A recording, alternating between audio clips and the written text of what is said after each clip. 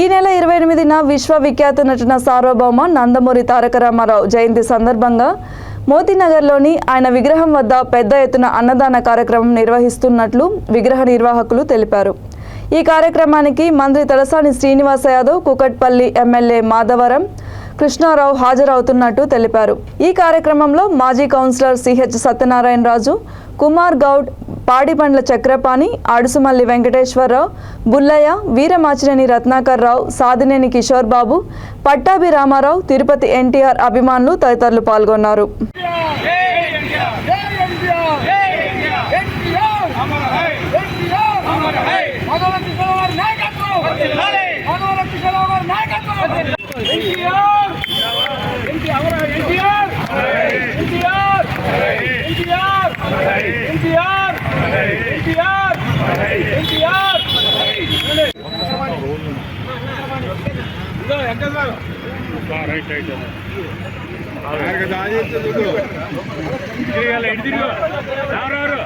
చిన్నందుకు ఆయనకి మాధవరం కృష్ణారావు గారికి ధన్యవాదాలు తెలియజేస్తున్నాం.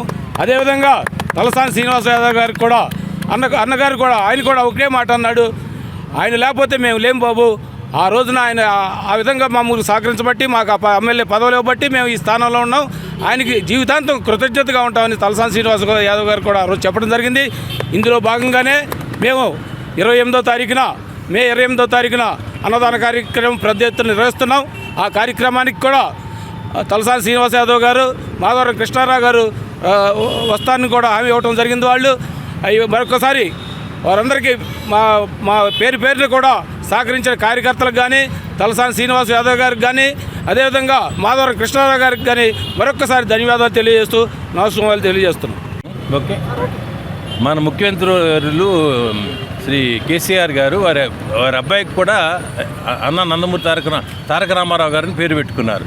దాంట్లోనే వారి అభిమానాన్ని చాటారు. అలాగే మన స్థానిక శాసనసభ్యులు మాధవరం కృష్ణారావు గారు వారు చాలా అన్ని విధాలా దీనికి సహకరించారు.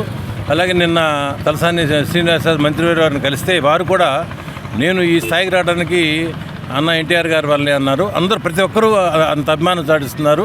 అలాగే మన మే 28వ తారీఖున వారందరూ వచ్చి ఈ విగ్రహ ప్రతిష్టని మళ్ళా పూలమాలతో చేసి అన్నదానం కూడా ఈ కార్యక్రమం ఎన్టీఆర్ అభిమాన సంఘం చేస్తుంది.